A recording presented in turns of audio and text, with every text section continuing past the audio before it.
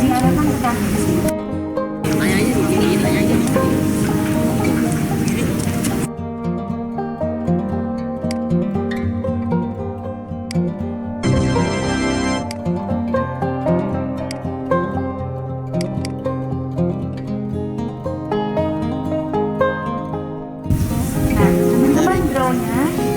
Telunjuknya nempelin nanti ke ujung bibir sebelah kanan.